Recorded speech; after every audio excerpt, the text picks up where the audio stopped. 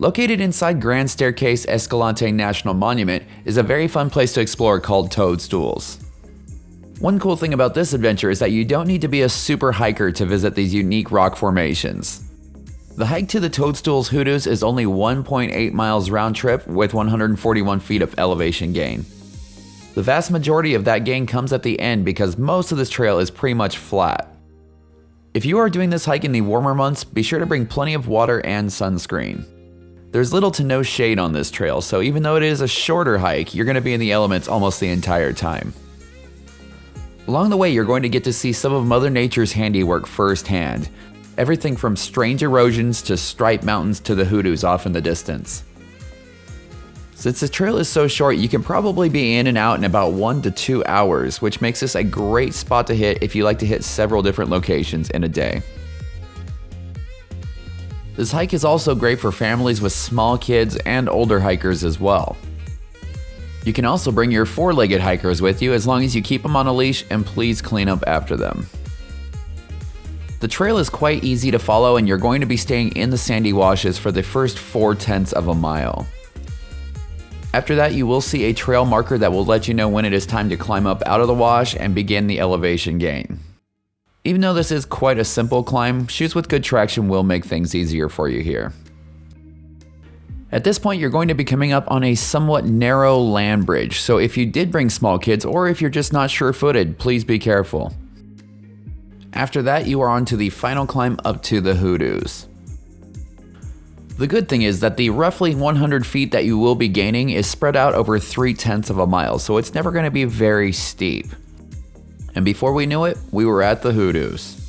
These are such strange rock formations, and you may be wondering how they were formed and why does the rock on top look different.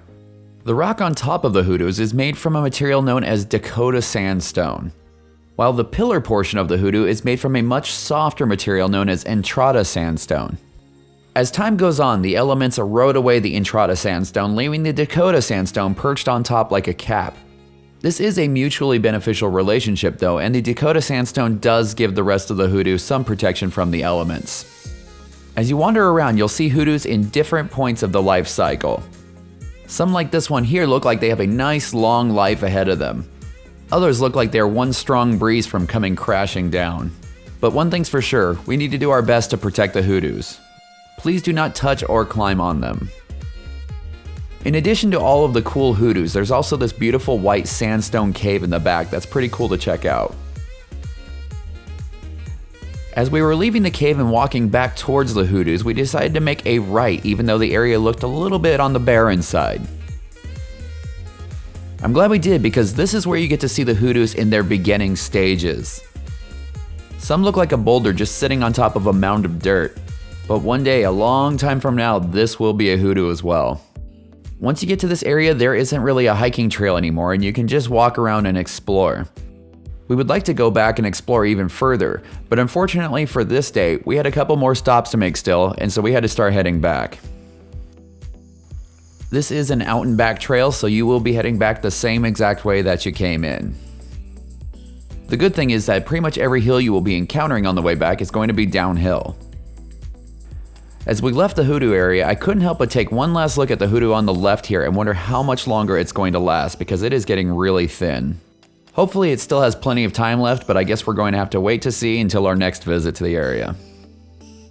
There are so many amazing things to see out here that we have plenty of reasons to come back. Just on the other side of the highway and down a dirt road a little bit is a spot known as the Nautilus.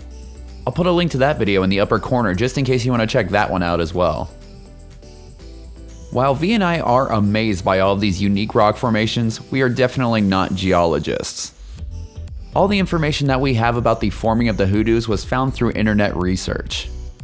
So if you have any information about how they were formed or just other fun facts, feel free to leave links and other information in the comments below.